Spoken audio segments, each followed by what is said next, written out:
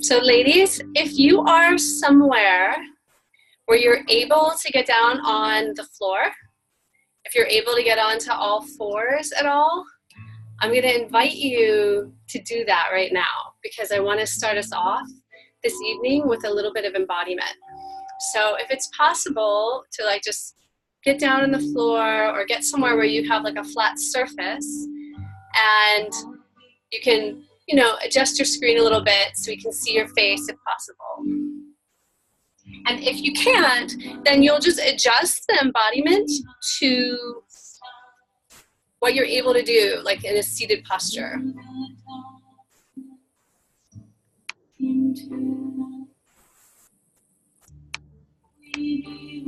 Oops.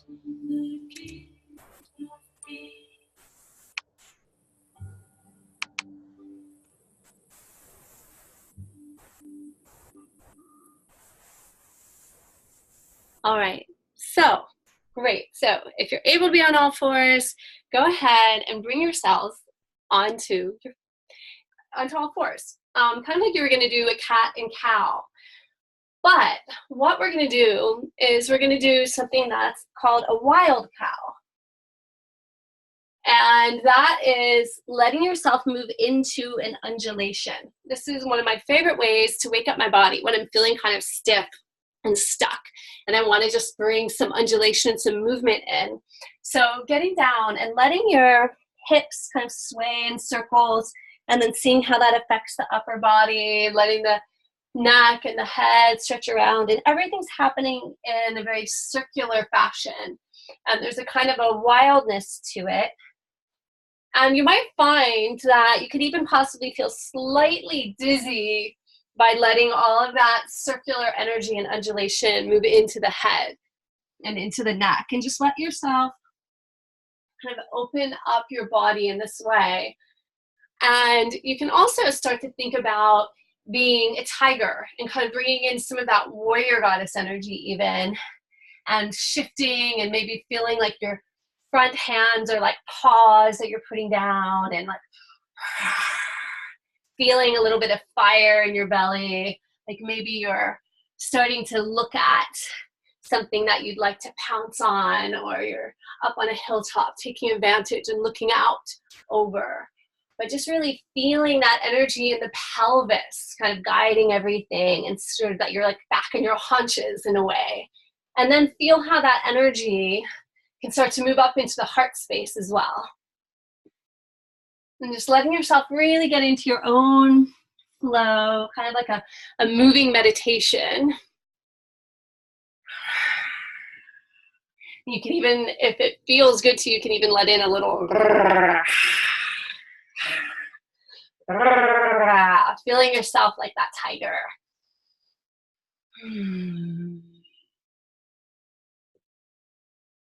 And if you're in a seated posture, just kind of doing what you can there, letting it move through you. And then what we're going to do is just come onto our knees in an upright position and start to feel the energy in the pelvis doing little circles around. So I just have my knees bent and just sitting above them. And I'm just starting to feel that energy that's moving in the pelvis circling around. And now I'm bringing it up into the heart. And now I'm letting the heart guide movement. So starting to create circles. You can go in one direction, whichever one feels more natural for you to start with. Go in that direction. And almost like there's a clock face. And you're going around in these lateral circles. And then you can reverse that direction. So switching from clockwise to counterclockwise or vice versa. And closing your eyes and letting yourself really feel what it's like to let the heart guide this movement. What we're doing here is we're starting to soften some of the armoring around the heart. We're using all that energy that we warmed up in the pelvis, allowing that to move up the spine into the heart space, and now we're softening. And we're letting ourselves feel what it's like to let the heart guide. So now you could even practice doing a little figure eight.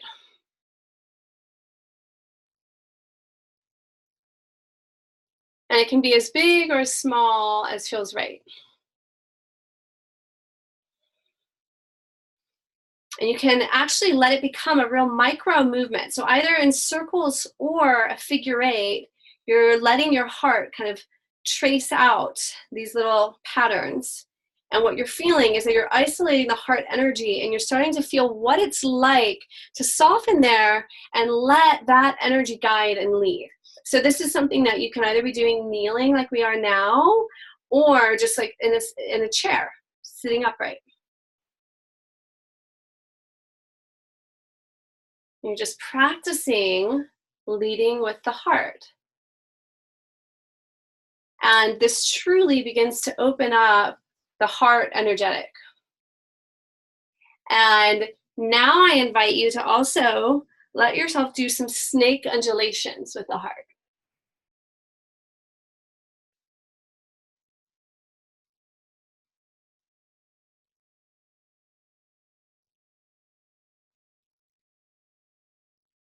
And you can feel all the way down to your pelvis, getting involved in this movement. But really feeling as it comes up through the heart, that the heart takes a nice big swoop.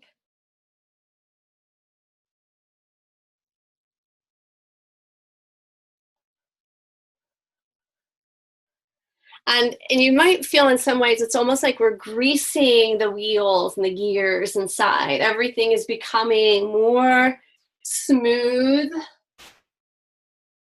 more undulating, more wave-like. And you can start to play with mixing the undulations and the circles together into your own little kind of heart womb dance. Feeling yourself really rooted and grounded in the womb and in your haunches, in your loins, in that lower part of the body that's fully supporting this motion, this movement that's happening in the upper part of the spine. And you can start to feel that energy begin to move up to the upper chest, and even kind of dipping back, you can feel it move up through the throat, the neck, and up through the crown of the head. And you can even feel this serpentine kind of energy that we've woken up beginning to move up into the third eye. And I want you just to feel yourself really rooted in the haunches, like really rooted in the womb space, feeling your heart open and activated, and now drawing your awareness all the way up to the third eye. And through the third eye, feel all of that energy rising and rising, and then beginning to penetrate out through the third eye, almost like the head of a serpent, like you've seen on these beautiful Egyptian mummies and statues.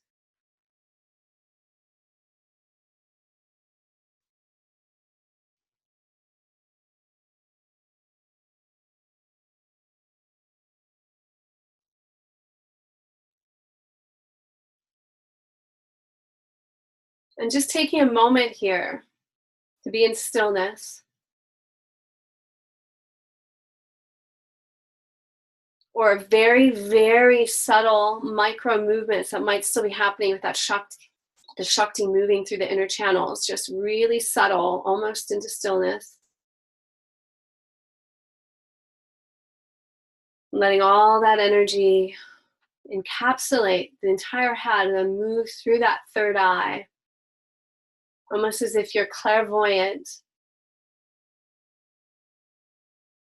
You're able to send energy from that space out to others. And then we're going to do one ma chant from here. So just wherever you are right now, in a moment, we're going to inhale. And when we say the ma chant, we're going to just internally call in the energies of Isis, the Egyptian compassionate goddess we're going to spend some time with this evening. So inhaling for ma. Ma.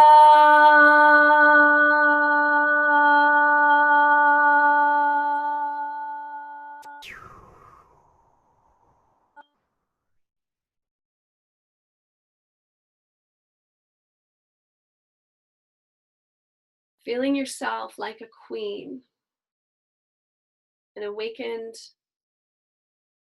embodied priestess in her power, sitting upon her throne.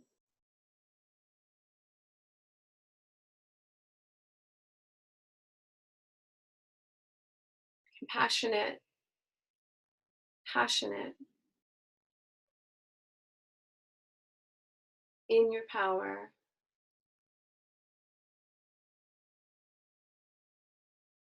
And when you're ready, you can go ahead and open your eyes and come back to us here.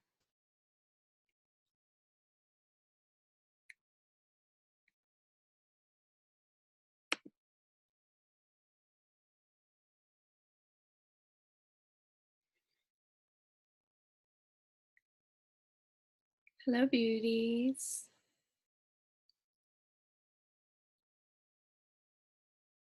I'm missing heads. I want to see your faces. Where are you? Oh, yeah. So I would love to see who could feel some of that Shakti, like this energy moving up. Like who here could feel some energy in the pelvis, and then feel the heart softening and awakening, and then was able to kind of feel this elixir move up and through the third eye. Was anyone able to connect to that? You can raise your hand if you're feeling some of that. So I see Blanca, Natalia, Morgan, a few of the women have their hands up. Morgan, your hand went up right away. We haven't seen you in a while. I'm gonna unmute you. I'd love to hear what your experience was like with that. Hi, Morgan. Hi. Yeah, I haven't been here in a while. I've kind of been going through it, but I'm back and I was called to kind of come tonight, so thank you. But yeah, no, it was just super powerful. I started like kind of rocking, like it felt like I wasn't doing it myself, kind of, and I felt like there was like a serpent like coiled right here. It was like a very green energy too, I guess. Yeah, that was my experience. Beautiful, beautiful. And who else? Blanca, you had your hand up. I just unmuted you. It was just beautiful. It just moved me. Like I felt like I wasn't moving myself, and I could just feel the undulations going up and expanding my heart, then going up through my head, and then another expansion, and then kind of back down and all over. So it was beautiful. It was a great way to start the class. Loved it. Beautiful, beautiful. I love that you and Morgan both said, I felt as if I wasn't doing the movement, like the movement was doing me, in essence, is what you're experiencing.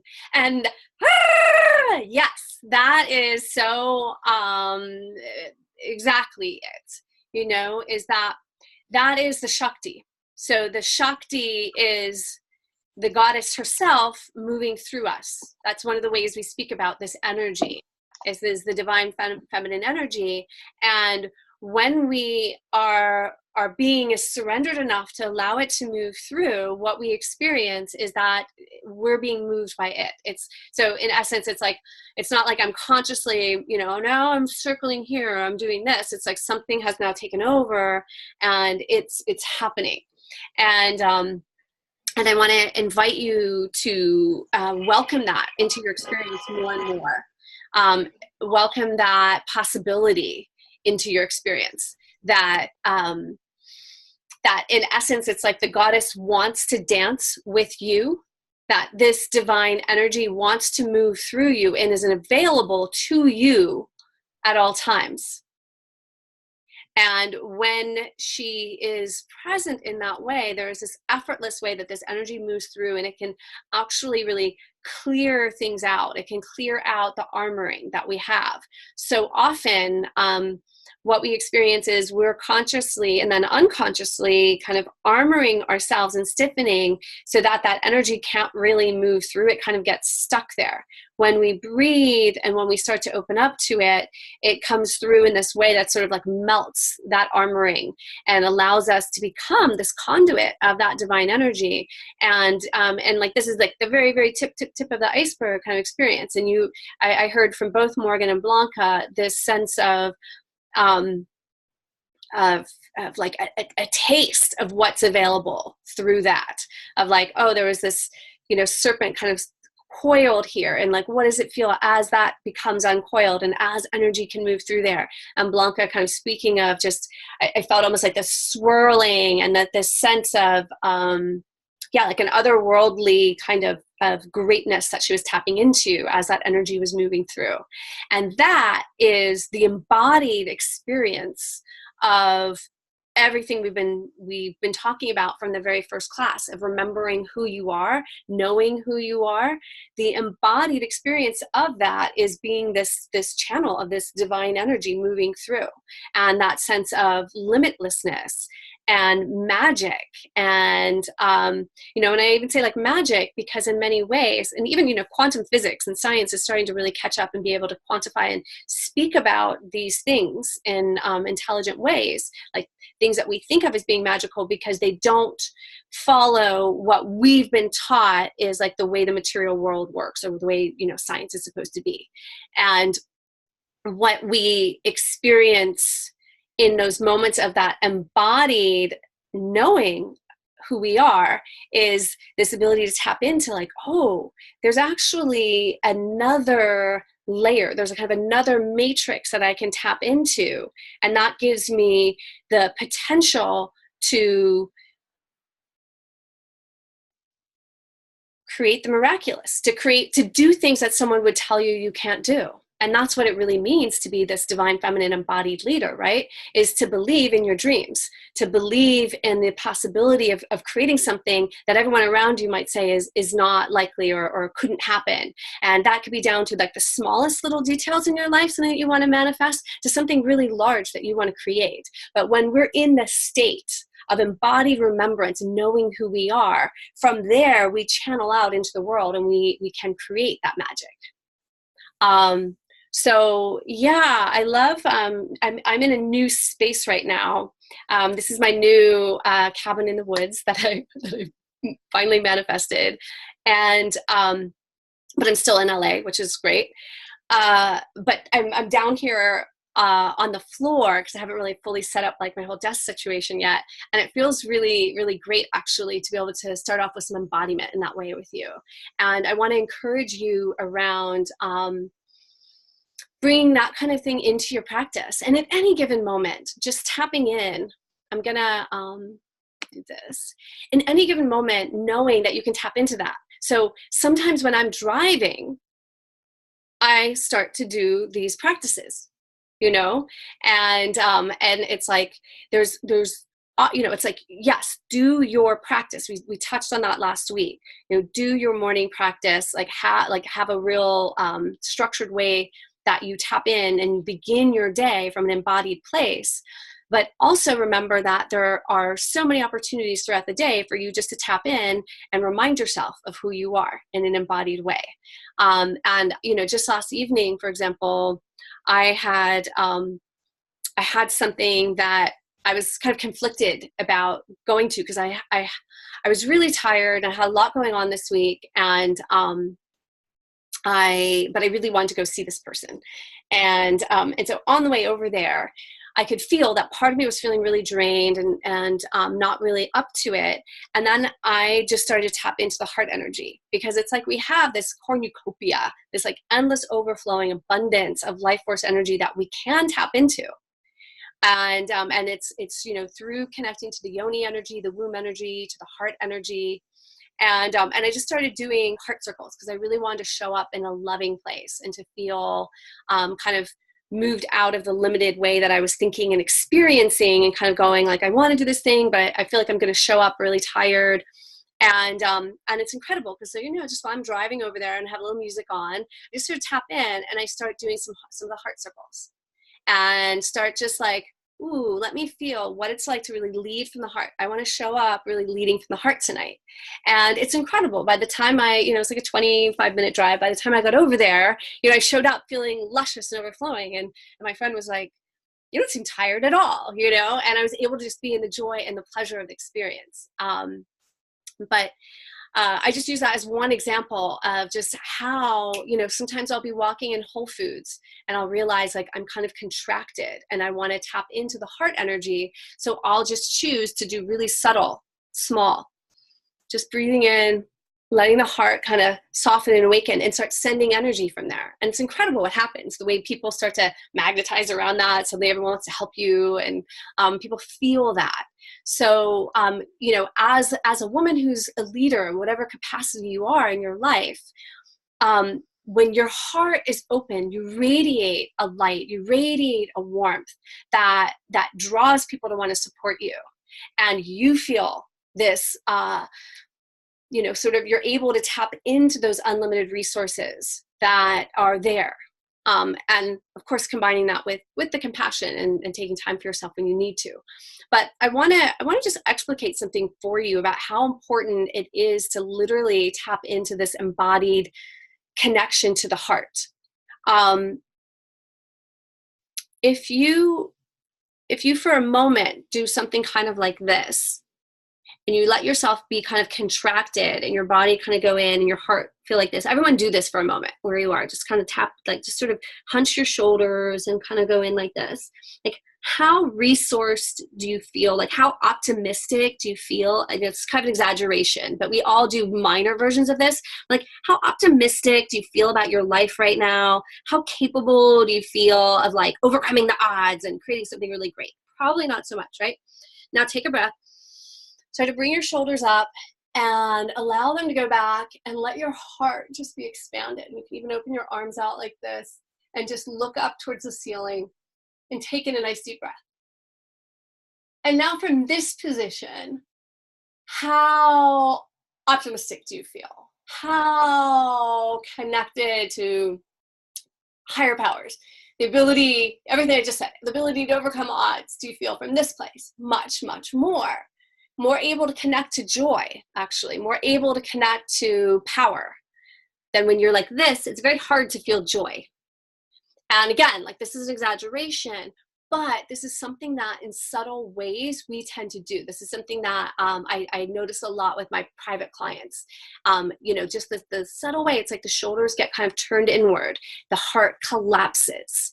And when the heart is collapsed in that way, and we're kind of like, we do that to sort of protect it, we're also, it's kind of cutting the nose off to spite your face. You're also like just sort of protected, but you're not able to actually feel your power, your joy, your optimism. So just keep that in mind, this like embodied piece of this work. As we're moving through with these different goddess energies, we're moving through these different parts of our body and really isolating here. Have any of you been doing that heart stretch that I shared last week? Yeah, Blanca, great. Anyone else? Let's see, I can't see everyone right now. Anyone else doing the heart stretch? All right, I highly, highly recommend it. Blanca, how's that been? Amazing. And I can't even explain. It's so, I want to say transformational. Like, it sets my day off, or even at night if I'm going to bed, it's part of my regular stretches, and it just feels amazing. And it's like, I want to say just necessary. Like, I just feel so like, God, I needed that. I didn't realize I needed it till I did it. And it's just beautiful. I love it. Great. That is exactly how I feel. It's like a necessary part of, it's like when I don't do that, I might go a day once in a while and not do it, but it's literally for me an everyday thing. that when I don't do that, and if I ever go more than one day without doing it, it's like something is really missing. I actually don't feel like myself. It's like when I do that, I feel recalibrated, actually, Yeah. who I am. Does that, yeah, right? It's like a recalibration of like, oh yeah, this is how I'm meant to move through life, with my heart more soft and open. Beautiful, beautiful. So ladies who haven't been doing it, I hope that was a good advertisement for you of how great it is. And it's at the end of last week's class. If you weren't there with us live, or you just want to go back on and refresh, just go onto the video and you can skip to the end. I think it's somewhere probably about 15 to 20 minutes before the end of the class. Great. And I want to, before we move into ECs, I want to just also speak about just this idea of protecting the heart, and how, you know, we are afraid of being vulnerable, and that's where that armoring comes over, and it's such a disservice to ourselves. And one of the most famous TED Talks of all time, I think at this point, is, you know, the Brené Brown, many of you may know it, The Power of Vulnerability. If you don't know it, if you've never seen it, I highly, highly recommend it. It's a great 20-minute talk about the value of our vulnerability, how important our vulnerability is, and that when we're vulnerable, that is actually when someone gets to know us. Like, that's when we're really open for intimacy and connection. And connection is really what we're all seeking. And when the more shut down our heart is, the less vulnerable we are, the less able we are to experience true connection. And the thing that really blocks that is the shame. And that's some of the things that we've been working, I think, in our first class. We started to work with some of those exercises around shame, and we also worked with that a bit in the Warrior Goddess. But I want to, you know, just continue to remind you of the power of that open heart, the softness, the vulnerability, and that feeling of being completely vulnerable and invincible at the same time. And just like feeling into what does that look like, and what does that mean for myself? Because we're taught that those are kind of opposing things, that there's something kind of opposite around being vulnerable and being invincible. I'm invincible when I'm strong and I'm tough. When I'm vulnerable, I'm weak in some way. And what a true open heart guides us into is this experience of utter vulnerability, meaning that there's no defense there. I'm allowing myself to be seen and to be felt. And through that, this deeper power and this deeper strength arises. It's that lack of defense that actually calls in this more true sense of power and true strength.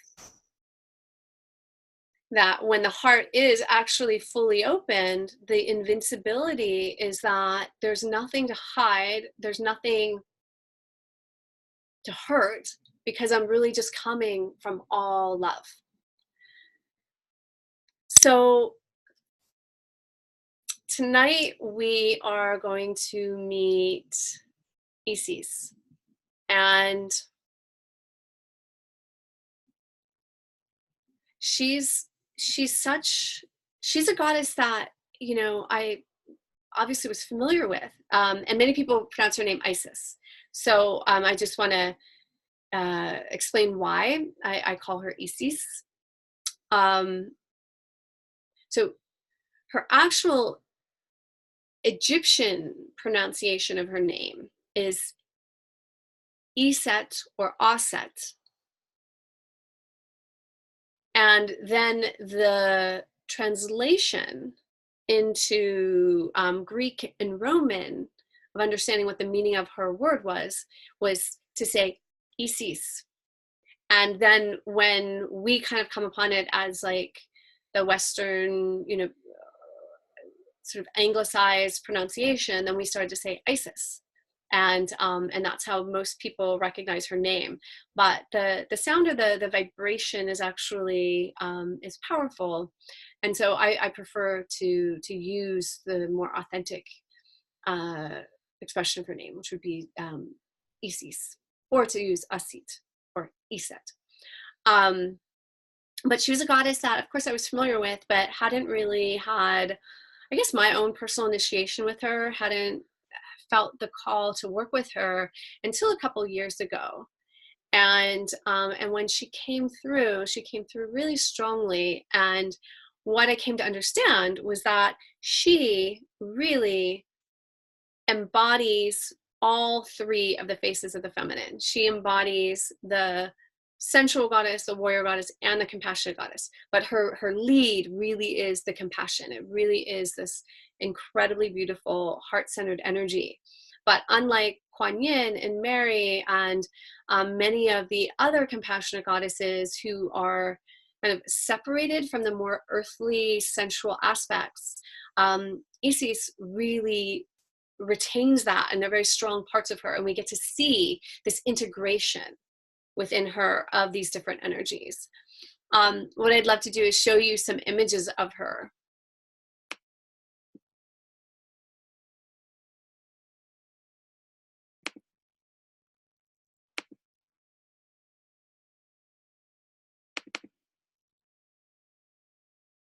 So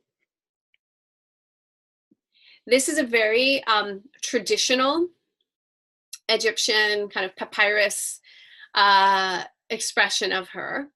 And of course, like in the background are all these hieroglyphs that have various meanings.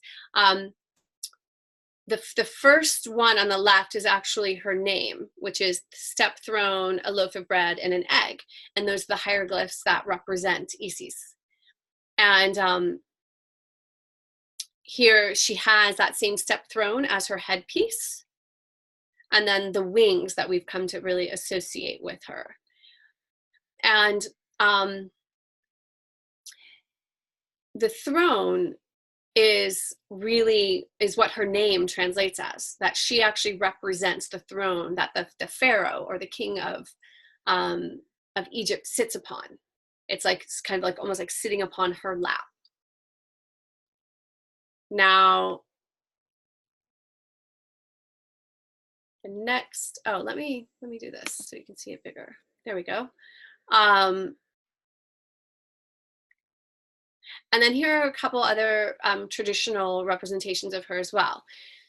So in a lot of the early representations of Isis, she actually isn't shown with the wings. And it's interesting because my mother went to Egypt several years ago, and she came back with a papyrus of a goddess, and she essentially looks like this.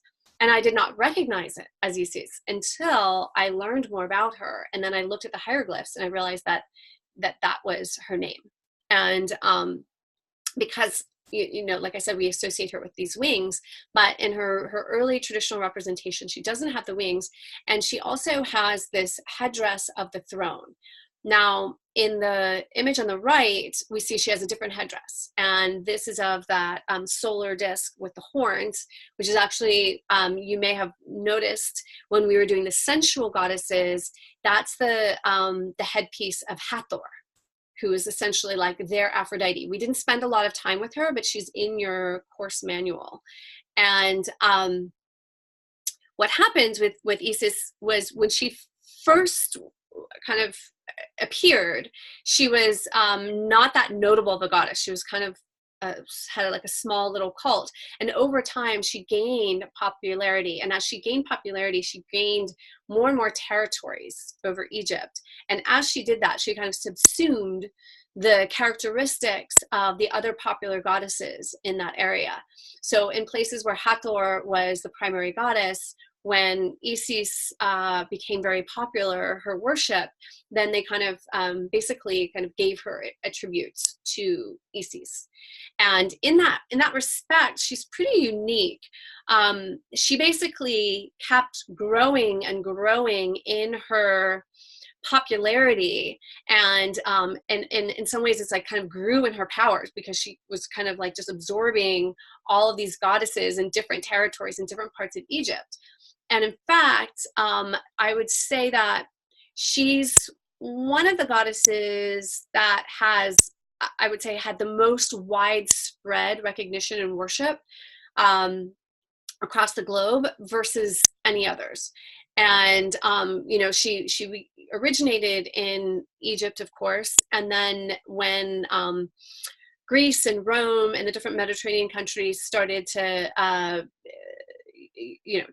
to really kind of take over parts of Egypt, they absorbed Isis, and she became very popular in Rome. She became very popular in Greece, and then moved into Europe all the way up even to England, and then even down into parts, of course, spread in other parts of Africa. So it's like a large part of the globe she's really been very present in, and kind of just kept gaining power in some ways. Yes, so here is an image similar to the one we just saw, and this is a very popular way she's represented as well, which is her son Horus on her lap, and she's breastfeeding him or nourishing him in some way, and many suggest that she was in some ways inspirational for a lot of the artists that did the Mary and Jesus images, and there's a lot of people kind of speculate and show how there's a lot of similarity between them, but we see her here in the role obviously as a nurturing mother, and also here with the horns. Now the headdress with the solar disc and the horns, which was the later, like the less early traditional expression, is the one that has really become the most popular in the more contemporary artist depictions of her. We see here, as we saw in the more traditional ones, we don't necessarily see the wings as often, but here she is with the wings and with that headdress. And she here also has kind of a phoenix rising from the flames element, and we'll talk about why that is in a few moments. But we see these, like, she's rising up with these wings, and there's flames all around her. And here's another beautiful one that has like a little more of a cool feel to it. And again, the beautiful wings and the headdress. And the ankh is also associated with her, and sometimes in the traditional one she's holding it, and here she has it around her neck. And then here is again another beautiful kind of contemporary imagining of her. I quite love this one. I think there's one more, and this one I really love as well. And again, we see her feeling like she's rising up, kind of flame-like, and it's like two serpents kind of representing the Kundalini energy circling around her, wings spread open. And you'll notice, of course, with the wings spread open in that way, the heart is very exposed. Yeah. This image to me expresses what I was just speaking of this heart that is completely open and undefended, yet at the same time feels completely invincible. A foot cramp. There's a sense of incredible power in her openness. And we can see in each image that there is a way in which her heart is expanded and open. All right.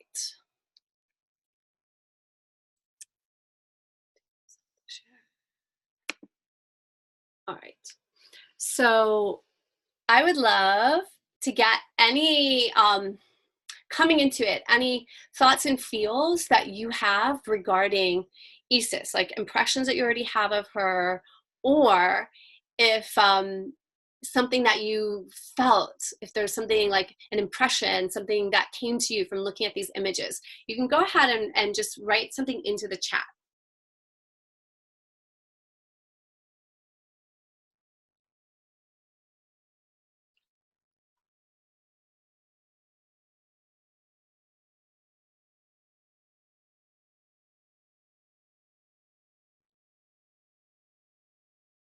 I see Chantal says she hasn't been doing the heart stretch, but doing heart circling at random times of the day, almost unconsciously. Beautiful, Chantal. She's working through you. I'm not seeing anything in the chat. Does anyone have a thought, a feel, an impression? Either something that you already came in with or that's something that you felt from the images? Natalia says that she loves it. She has wings. Tiffany says powerful, open heart.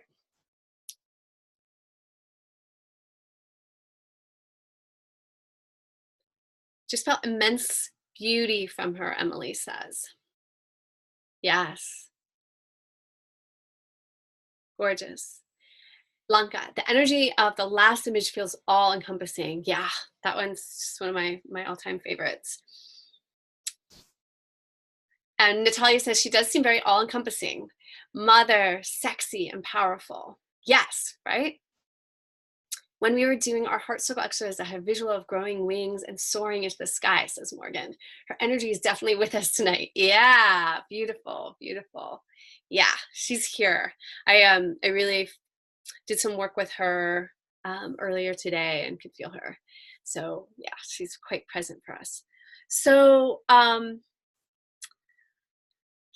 I love what Natalia says about seeing the mother and also seeing sexy and powerful, right? So that's all three. It's the compassionate mother, the power of the warrior goddess, and then that sexy sensual energy, all there. So I'll tell you a bit about her story. I really, really love her story. So Isis is born of Geb and Nut. So she's a daughter of the earth and the sky. Nut is the goddess of the sky, and Geb is the god of earth. And she is one of 4 siblings that are born together. And there's some beautiful hieroglyphs that actually show like Nut's womb and the 4 siblings like in the womb space. And it's Isis, Osiris, Set, and Nephthys. So Set is the other brother and Nephthys is the sister. And they say that Osiris and Isis fall in love in the womb. They're brother and sister, and actually in Egypt, I think that it was common, especially in royal families and royal lineages, for brothers and sisters actually to marry. And so they fall in love in the womb, and then Set and Nephthys become a couple, and Isis and Osiris are a couple. Now, Osiris becomes pharaoh or king. He becomes the primary ruler. And it is said that Isis and Osiris were very popular with the people. They were very fair rulers. They were much beloved and very, very happy. And that there was a kind of a time of great abundance and just like a sense of flourishing. But Set became jealous and he wanted to be a pharaoh. And so he plots to kill Osiris. And he does it by having a beautiful box made of like a rare wood that is carved. Essentially, it's like a coffin, but he does, he sets just this beautiful box and it's inlaid with gold and different metals. And he throws a big party and he says, whoever can fit inside this box may have it. And of course, he makes it exactly to the dimensions of Osiris, so that Osiris will fit in it perfectly. And so at the party, different people are trying or attempting because everyone wants this very precious box, and no one can quite fit it properly. And then Osiris steps in, and of course it fits him perfectly. And immediately Set slams the door. It's a box with a lid on it. He slams it shut and he nails it. And it's also lined not just with gold, but also with lead. So it's very heavy. And he throws it into the river to drown Osiris. And Isis, when she finds out, is absolutely devastated. This is her great love. And suddenly has been taken from her. And so she goes into deep, intense grief. And she cries. nonstop for 40 days. And they say that she cried so much, so many tears, that the Nile River overflowed from her tears. And there's apparently a kind of a wet season in Egypt where the Nile will overflow its banks every year, and it's kind of like they say, oh, it's Isis is crying, and that's why it has overflowed. And so she's just devastated. She cries. She gives herself time to fully feel her grief. This is important to like really get that from this story. She gives herself time to feel her grief. Feels it fully. She expresses it without any kind of censor on herself. And then she decides to do something. She says, okay. And part of the devastation here is that because his body is gone and is missing, he won't get proper burial. And in ancient Egypt, this is where we have the Book of the Dead, like funeral rites, burial is incredibly important. And it's also understood that not everyone gets an afterlife. And at that time in Egypt, only royal people were supposed to be, were supposed to be eligible to have an afterlife. And they could only receive that afterlife if very specific things were done. These specific rites were performed over the body. So without a body, she can't perform these rites, and that means that he will have no afterlife, and he's just gone. So she decides that she's going to devote herself to finding his body. She is going to scour the world until she finds his body and can bring it home and give him proper burial. This is very warrior-like here, right? So she, and in this time, they say it's like she kind of goes into kind of like an underground place. Like she is not appearing as the queen or is appearing as the goddess, but is kind of disguising herself as a poor maiden and going around and searching and searching.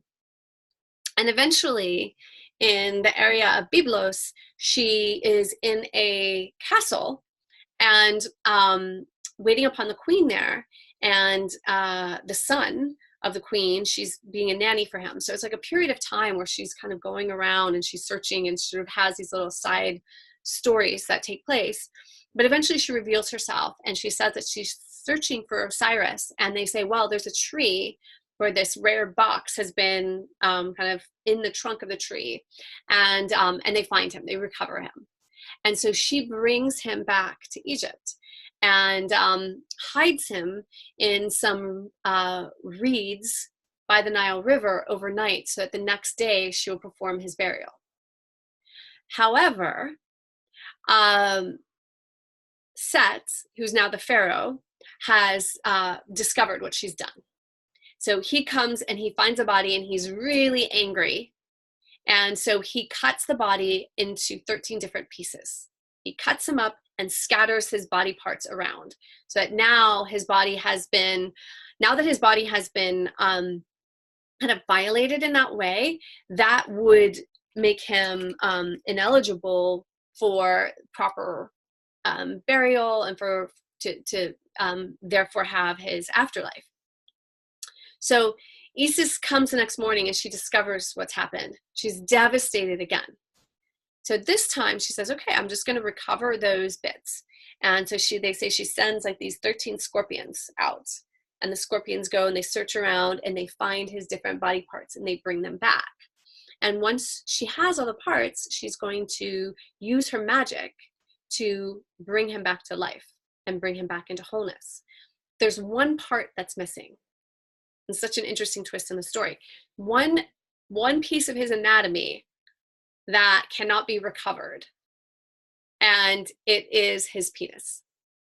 So what she does is she crafts a penis out of wax. They say in some of the stories, they say it's like she melts wax and gold and she makes this phallus, and then she uses her magic to attach it. And so it's like she has the body parts, she has this phallus that she's created, she creates this magical spell to bring him back into form and into life. And her love and her utter devotion to him is so strong that out of her heart, these beautiful wings rise. And so she floats up above him, and she's flying up above his prostrate body, and she blows the breath of life into him. And so he comes back to life, and she makes love to him, or they make love, and she becomes impregnated with their son, Horus. And so once that deed is done, and once she's impregnated, he then is able to have an afterlife, but he must now go to the underworld and become king of the underworld. So they can kind of have a relationship in some ways, but now she's pretty much more singular, and she's in her mother stage with Horus, but she now knows that Osiris is there, and she kind of has this ability to go back and forth between the underworld and the upper world. And she becomes very connected to funerary rites, and a very important part of this in many parts of Egypt. She becomes a goddess that's representation, that she's, her representation will be on many of the sarcophaguses, the caskets, the coffins, the funerary chambers. It's like she's there to protect, and is a very important part of this process of going back and forth between the upper world and the lower world. And she's also seen very much as a goddess of healing, bringing someone back to life after they have been sick or ill in some way. And she's a very compassionate goddess, someone that you would call upon in times of trouble. And she's also a very magical goddess. So that's the end, essentially, of her primary story. She then becomes the mother. She's now focused very much on Horus, and he then becomes the pharaoh when he grows up. So she nurtures him, he becomes a young man, and then he takes back his rightful place as the pharaoh. And so, this step throne that she has as a headdress, and her name also means throne, is that she's also, not only is she connected to the underworld and healing and all these other things, but she's also literally the representation of the throne, of royalty, of the royal lineage. And they would say, in a sense, it's like she's the throne that the pharaoh sits upon. In many ways, like she's the source of the power of the pharaoh, of the ruler. So that is her story. And you can see through her story how she has this connection to all three of these primary powers. Now, her lead energy is the compassionate goddess, right? That's these wings sprouting out of the open heart. Just like Morgan experienced when we were doing our heart circling exercises, right? It's this incredible love that emanates from the heart, unconditional devotion and love that creates miracles, that creates this ability to fly up above, to suddenly have freedom, to take flight, to have wings. And it's from that space too that her magic comes, that miraculous energy emanates. And so just feeling into that, just feeling into really, like, not just the mental part of this story, but what is being transmitted here about the power of our heart, about the power of love. And really magic, miracles.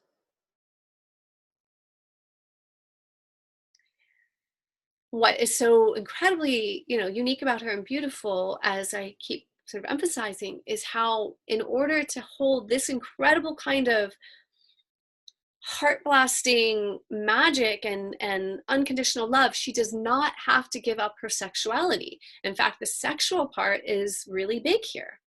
I mean, she's like, unlike Mary or Kuan Yin, she's like, I'm going to make myself a penis so I can, like, you know, have sex with the man I love. And there's just something so gorgeous about that. It's like, there's no shame here around the sexual part of it. There's no severing of this incredible heart love with the sexual piece.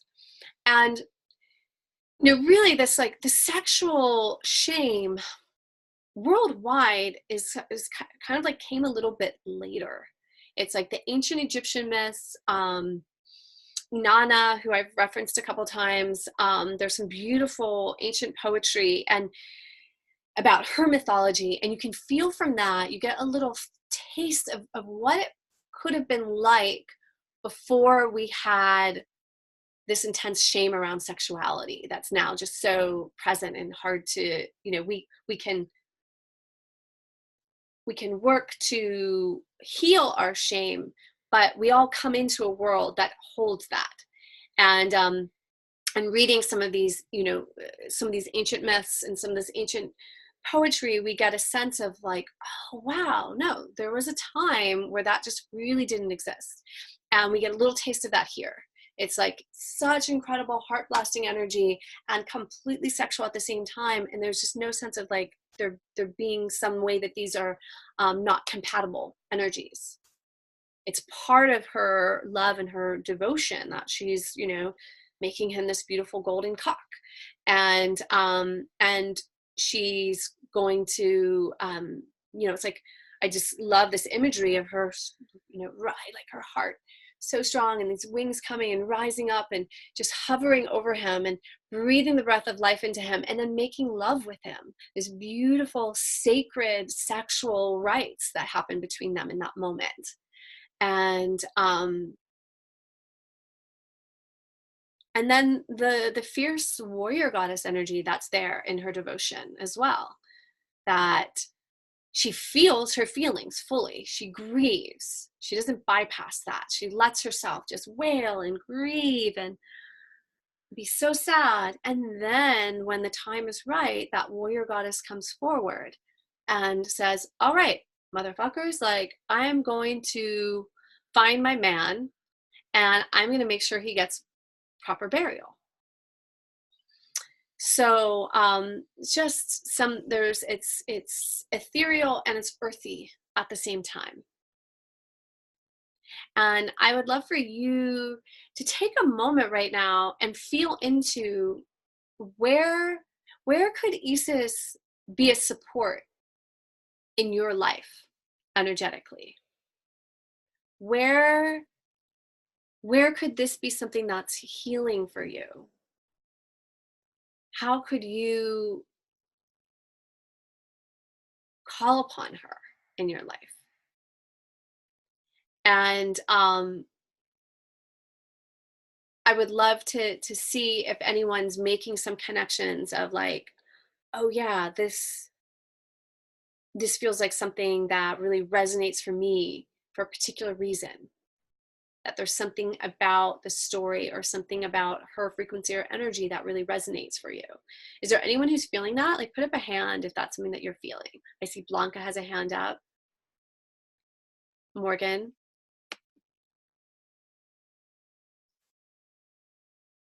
Is that Natalia? Did you put your hand up? I can't tell. Yeah.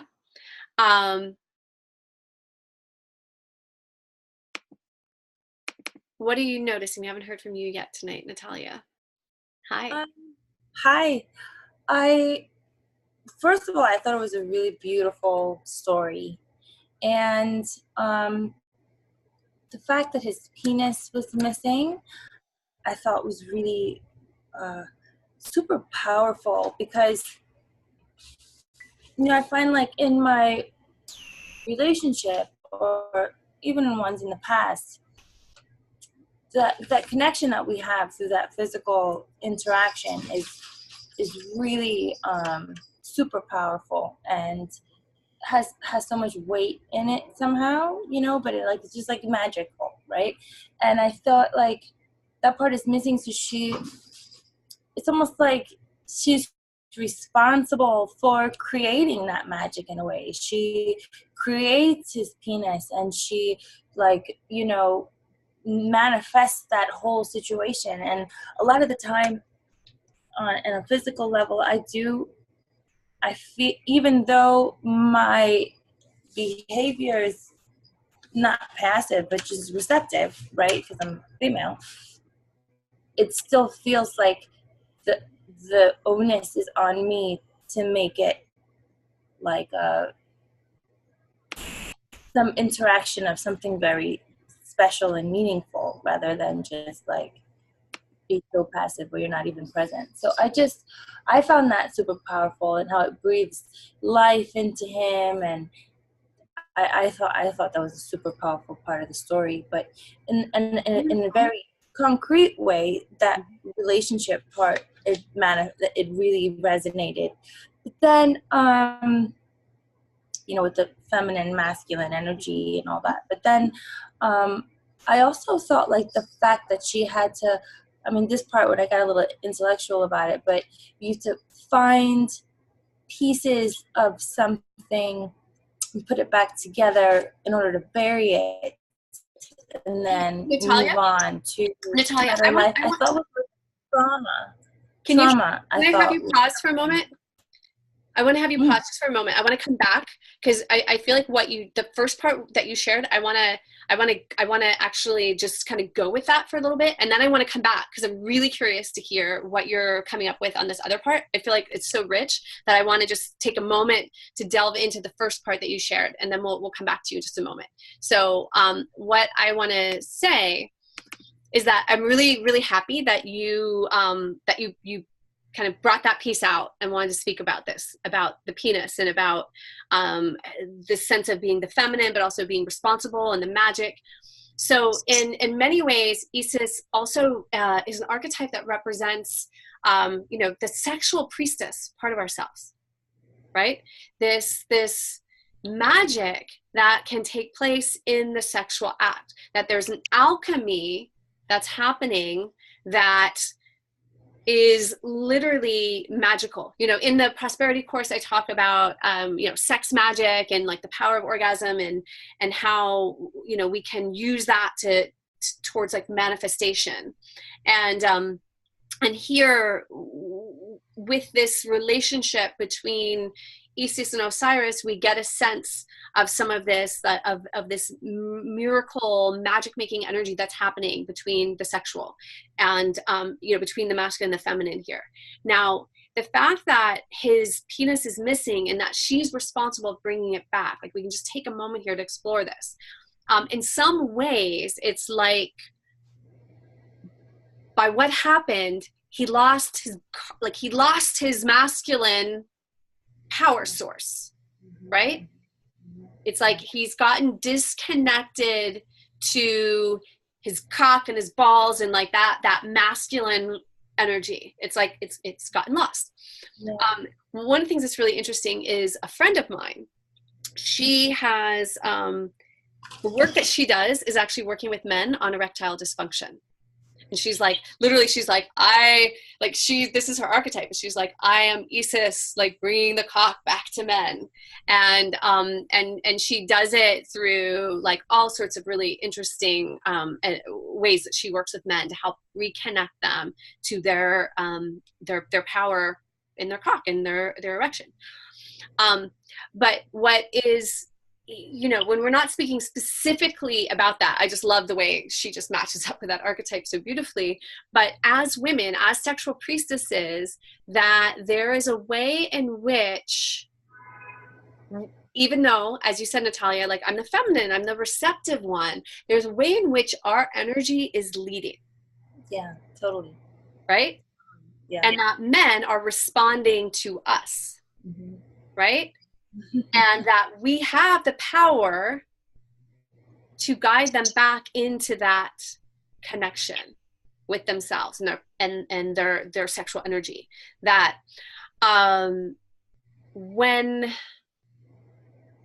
we're using our feminine magic And when we're in that space, it's like, this is something just to pause. And so I'm really happy you brought this forward, and you could kind of feel this in your own relationship. And I want to encourage you as women to start to feel into any relationships you're having with men, how you can show up in this way as a kind of like, incognito sexual priestess, which is to really like call them back into their masculine power source.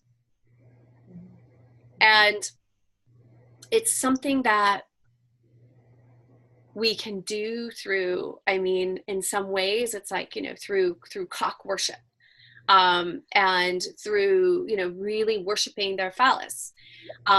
It's also something that we can just do like with our feminine magnetism and our feminine energy, and like really just, it doesn't have to be specifically like hands-on worshiping the phallus. It can be just really how we see them, how we hold them energetically, how we show up that lets them feel themselves in their power as a man. So I feel like there's something, there's a lot that could kind of be extenuated on to this, but it's just like she's giving us a little, kind of calling us over there. Like she's like, yes, like this is a power that you have as women, and when we do that, we benefit so much as women. And it's we're brought up in so many ways to compete with men unconsciously when we don't even realize it, or to emasculate them or bring them down in some way. Again, unconscious. It's part of the culture.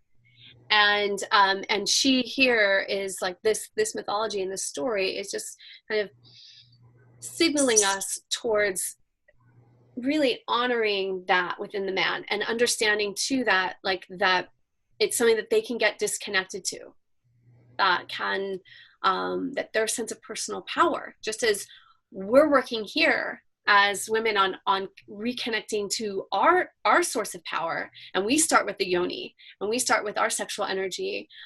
Similarly, men have this going on too, and we can play a large role in helping to reconnect them to that. So yes, Natalia, I'm going to call you back up here. Yeah. So really happy you brought that in. Is there anything else specifically around that you wanted to say? No, I just think that's it's super sweet. And I just, like you were saying, it's not just like a sexual thing. Like it's also like, it's totally an energetic thing. Like the dependence that the masculine has on the feminine is so intense. Like that receptivity is so powerful, so, but you're not just like there's an interaction, right? It's like complicated, but not at all, because it's like natural. So that really resonated. Beautiful. It's a basic, concrete way, Beautiful. And what was the second part that you were bringing forward about the pieces being cut up and being done back together? This one was coming more from the brain, right? It wasn't really like a physical body recognition in the story, but like it was more like if you have trauma, if you have something that like that's not quite right, and you have to figure out what it is, you go get the pieces, you put them together, whatever's missing, you can just you work it out, and then you can put it away. And that whole like starting anew as a mom, starting a new life, maybe with a new idea or a new path, of something fresh and like creative. I think, where you just facilitate into something else. So yeah. Can I just pause for a moment? And this is what I'm hearing that I really love, and I think that is something that we can all like relate to and apply, is that there's a death, right, and a trauma perhaps, and a way that we like a schism that can happen, and a separation. And then, as you said, there's a way, and when we work on the shadow work, for example, you know, those are parts of ourself that we have separated off, right? Like different parts of ourself that we've maybe, you know, not, our ego hasn't been able to integrate. And so they're over there. And we go and we find those missing parts and we start to integrate them and bring them back into us as whole, right? So Yes. it's either, it could be something that's split off in a moment of trauma, and it can also be something that's split off because of shame. But there are parts of us that have split. And that there is this unconditional love. And so this relates to some of the stories we've already been working with. This unconditional love, like for example, Kali is a different story, but there's a theme here that brings them back together. We come into wholeness, integrated, and then there is this impregnation that happens, and something new is born. Right? And so Osiris ends up going down to the underworld now, and he's had his burial. He's, you know, everlasting, but he's passed in the material world. And then now there's a sun, there's a new energy, a new pharaoh. And so there is, you know, she's very much associated with the phoenix from the flame. You know, it's this like death and rebirth. And then as well with this part of the integration of it. So I'm loving everything you're sharing, how you're bringing this stuff out, Natalia. I cut you off there, but I just wanted to take a moment to like. No, it's fine. Thank you. Yeah. What else? Well, one little thing. Today I got a text. This is related, sort of, but I mean, I also thought like because we were talking about like feminine magic, and so I got a text from my boyfriend saying that I was lucky he was jet lagged because he was in Dubai, and he was like that he thinks that I have like gold dust and cocaine in my vagina. Say it again. Wait, you're laughing. Say it again. Did he think that I have like gold dust and cocaine in my vagina? I must have like gold dust and cocaine. And I was like, yeah, I like it. Maybe I'm gonna go check. I don't know. Yes, you've got magic. You know what's funny is that different times when women have been taking the course, they've actually shared that men have said things like this to them. And I'm not saying like, because you do have gold dust in your vagina, we all do. That's right. But it's funny because I'm thinking of another woman, Taylor, who shared that her boyfriend said he just said, "You've got golden pussy, like you're made of gold." It's like, yeah, beautiful, love it. So now you've got to like, you know, like baptize his cock in gold, you know. Like connect him to his golden cock. Be like, baby, yeah, I do. And you know, your cock is golden. Yeah. Beautiful. I love it. Okay. And today, did someone else want to share anything? Does anyone have something to add? Something, a connection that they're making, a thought they're having. I'm loving how your voices, you know, bring in different layers here. Put a hand up if you have something that you want to share. I'd love to hear another voice if someone wants to share. Morgan. Natalia, I'm so appreciative for the synthesis. Because I didn't make it myself, even though I felt like something was there. I just like couldn't really see it. But these past 2 months especially, I've just been like unearthing a lot of like trauma that like, you know, I wasn't necessarily aware of, but I've been like, you know, writing a book and stuff. And so like I've had to kind of like dig into certain parts of my past to like unearth and bring together to like make myself whole, and also to like create this like thing, like a book. So it's funny because I've been resisting like showing up and whatnot. And tonight was like the night that I was like, you know, I was just super called to, and like, it's exactly what, it's like mirroring my experience exactly. So, Beautiful. Yeah. Beautiful. So glad you're here. Wonderful. All right. So what I would love to do now is do a little guided meditation with her so that you can all start to have your own connection and experience with her. So I invite you to go ahead and close your eyes and get yourself just in a really comfy position. And with your eyes closed, start tuning into your breath. You can be laying down or sitting up, just starting to notice the inhale, filling your body. And then you can do the exhale out through the mouth.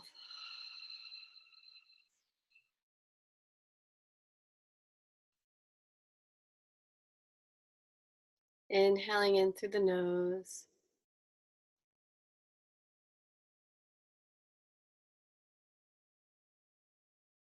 Exhaling out through the mouth.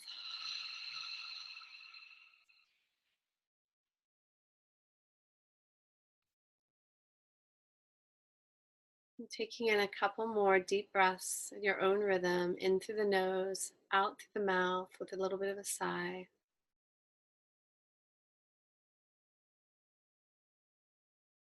And I want you to begin to feel that there's some heat from the sun on your body. And begin to feel sand. You're stepping on sandy ground. We're walking in desert in Egypt.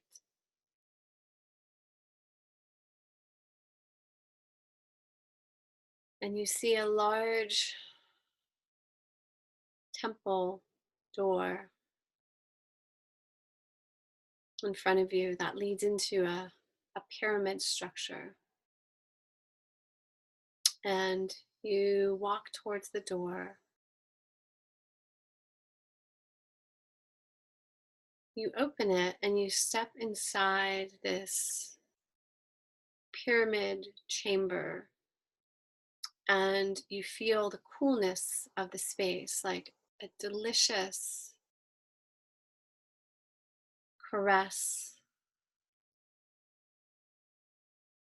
And you feel that the walls inside this pyramid are made of crystal, like a crystal quartz.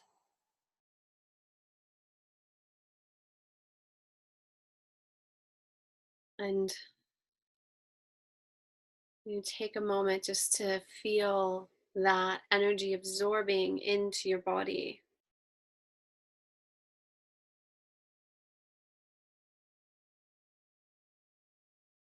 And as your body absorbs in the crystal quartz, you feel a kind of buzzing, higher vibration frequency emanating through your whole body, connecting you to your light body. And then you start drawing your awareness more and more into the heart space. And you can feel a softening and also a jolt of energy, almost like a finger opening your heart, sending heart opening frequency into your heart.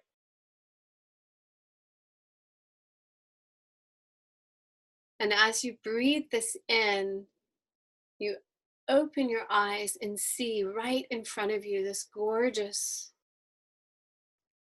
creature with white, beautiful wings hovering right in front of you,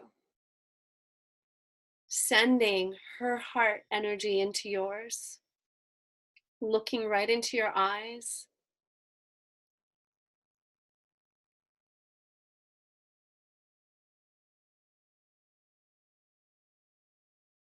And you feel yourself surrendering, allowing,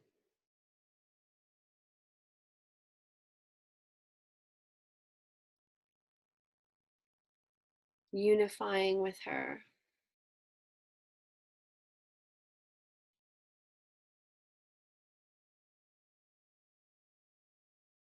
And as she's sending this heart opening frequency through you, she's also sending a message.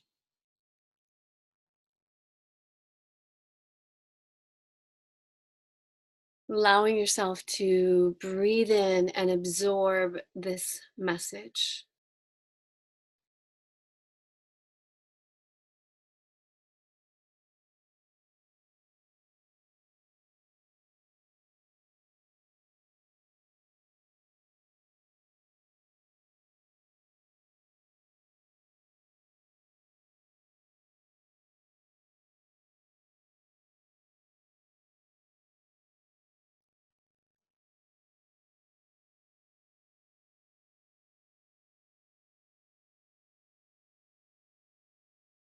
Feeling your whole being raising the vibration and frequency, buzzing at a higher level.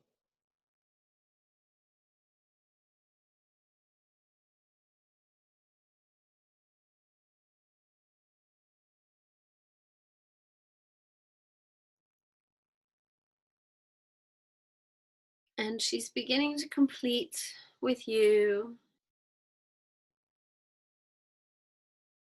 Looking into her eyes one more time.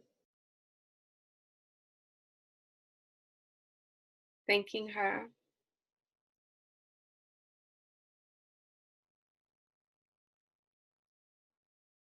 And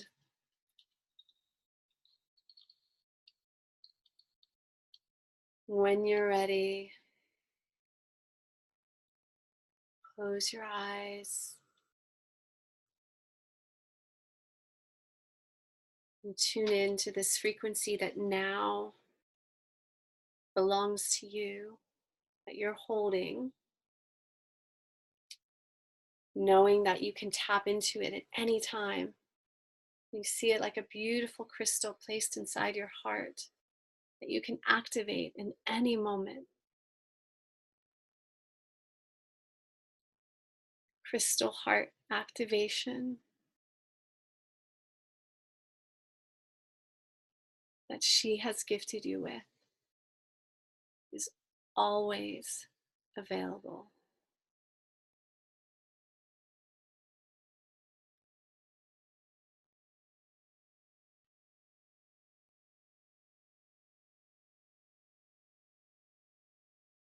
Tuning into your breath once more, inhaling in through the nose,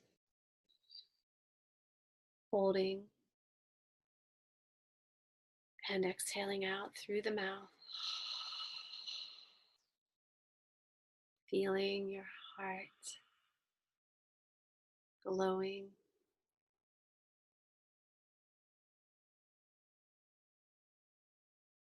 Taking a couple deep breaths this way.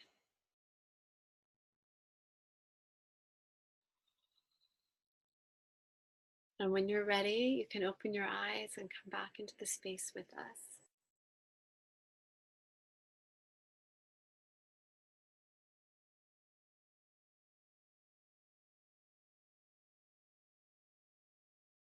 And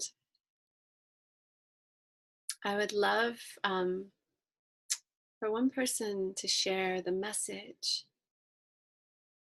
Is there anyone that felt like they received a message or something that came through that felt clear from Isis? If so, you can raise a hand or type into the chat because there's a few of you who I can't see.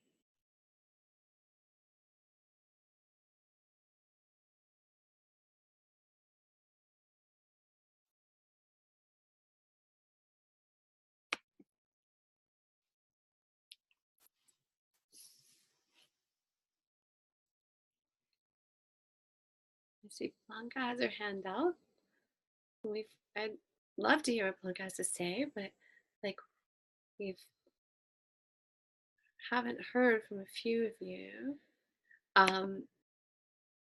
Sumi, yeah. Hi. Hi.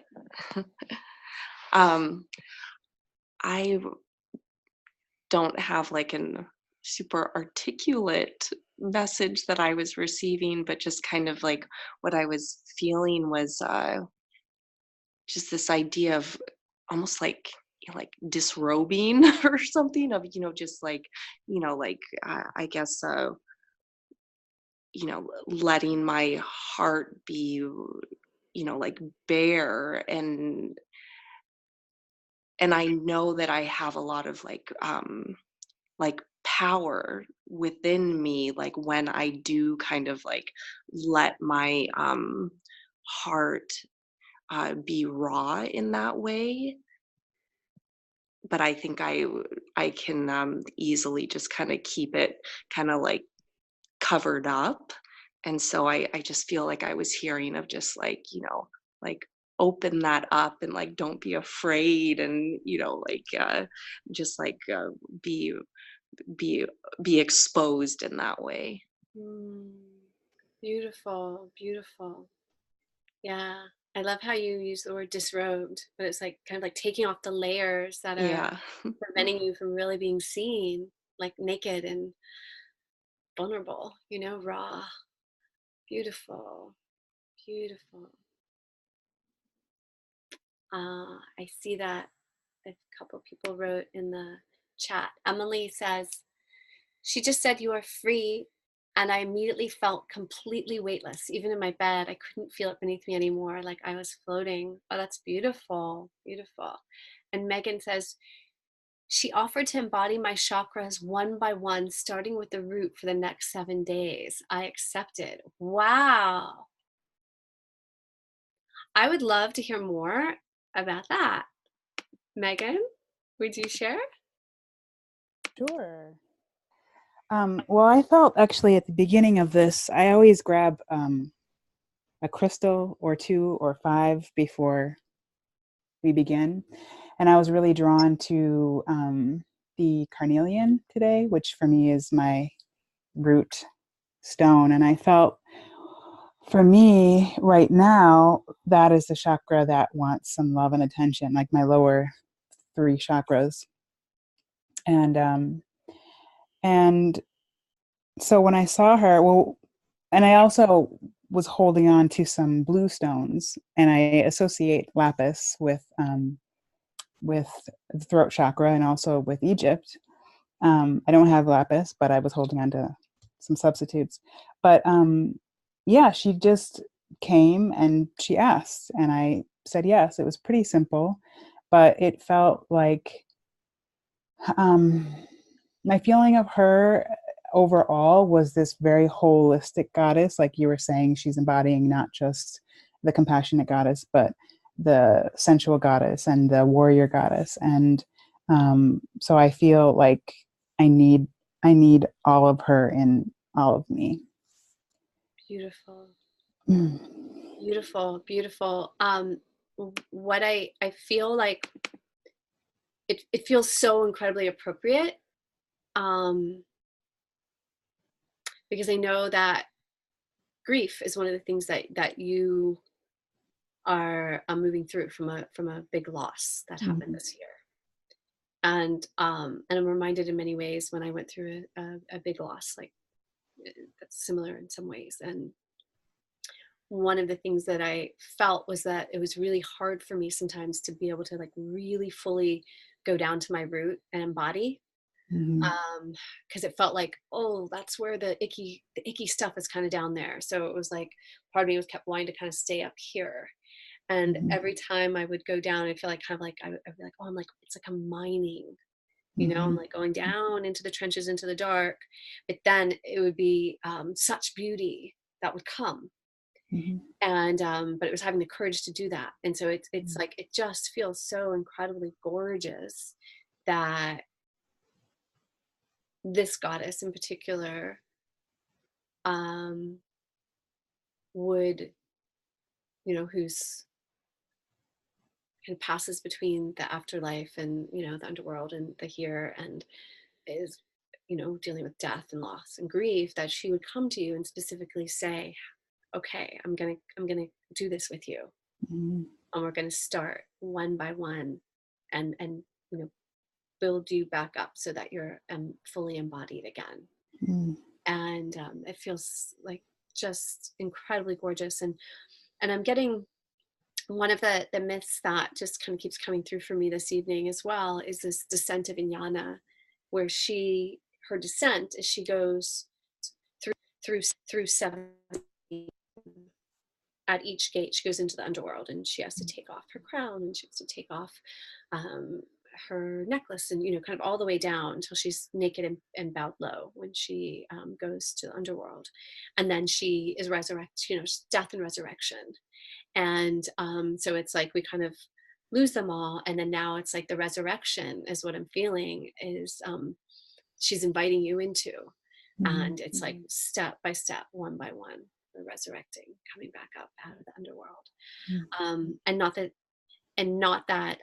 And what's beautiful about this, like, you know, path of the priestess is that when we're resurrected, it doesn't mean that we no longer tread to the underworld, or that we don't we're not still connected to that. It's just that it's now integrated within us, and we always have that relationship, just as Isis does. So that feels so beautiful. What I'd like to do right now is just to close out the class for this evening is go through and have you each share one word of what you're taking, you know, from this connection with Isis, what's leaving with you this evening. And I'll say your name and unmute you. Emily, what is your freedom? Freedom, beautiful. Chantal,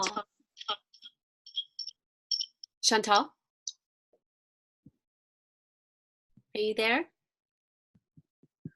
All right. Sumi.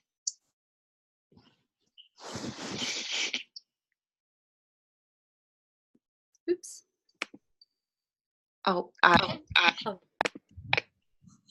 I think being vulnerable. Beautiful. And Tiffany. Surrender. Beautiful. Natalia. Open. Gorgeous. Morgan. Vulnerable. Blanca. Connected. Wonderful. And Megan. Ooh. Wholeness. Beautiful. Let's do one Ma chant together to close out for this evening. And as we do that, I would love for you to feel like when we take a breath in that you're breathing all the way down to the yoni, all the way down to the root. And then as we say that Ma, feeling it move all the way up, kind of like almost like this resurrection that we just talked about with Megan, feeling yourself embody that all the way up and out through the heart. Inhaling.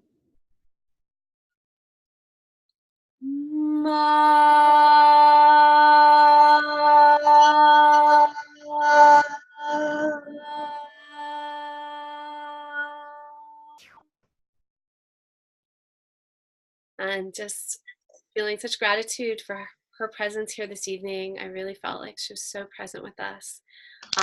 And looking forward to seeing you next week for our final class, if you can believe it, week 12. All right, have an amazing week. Thank you. Thank you. Bye.